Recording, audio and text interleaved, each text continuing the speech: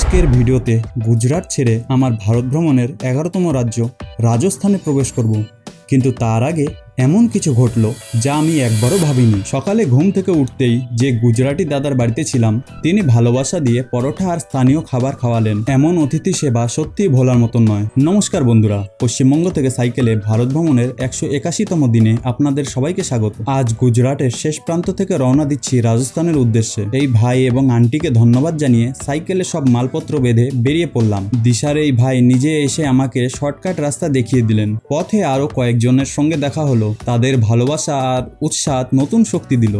আজ আমার যাত্রার 181তম দিন। পশ্চিমবঙ্গ, বিহার, ঝাড়খণ্ড, উড়িষ্যা, অন্ধ্রপ্রদেশ, তামিলনাড়ু, কেরালা, মহারাষ্ট্র পেরিয়ে এবার গুজরাট ছেড়ে রাজস্থানের পথে। শর্টকাট রাস্তা ছিল গ্রামের ভেতর দিয়ে, চারপাশে ছোট ছোট পাহাড়, নিরিবিলি পরিবেশ আর অসাধারণ দৃশ্য। পথে এক দাদা আমাকে বাড়িতে নিয়ে গিয়ে চা খাওয়ালেন।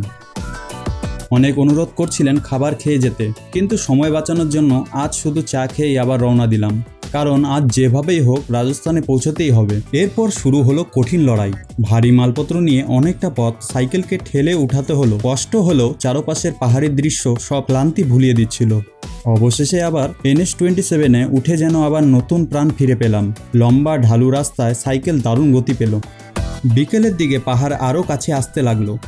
বুঝতে পারছিলাম রাজস্থান আর খুব বেশি দূরে নয়। তারপর সেই মুহূর্ত যেটার জন্য আপনারা সবাই অপেক্ষা করেছিলেন। Welcome to Rajasthan. অবশেষে ভারত ভ্রমণের 11তম রাজ্যে প্রবেশ করলাম। সত্যি বলতে এই মুহূর্তটা ভাষায় প্রকাশ করা কঠিন। এখন আবু রোড মাত্র 4 কিলোমিটার দূরে, কিন্তু সারাদিনের পরিশ্রমে পরে রাত হয়ে গেল। পেট্রোল পাম্পে গিয়েছিলাম, কিন্তু থাকার অনুমতি না পেয়ে শেষ পর্যন্ত একটি ধাবায় রাত কাটানোর ব্যবস্থা করলাম। এভাবেই শেষ হলো ভারত ভ্রমণের 181তম দিন। ভিডিওটি ভালো লাগলে একটি লাইক করবেন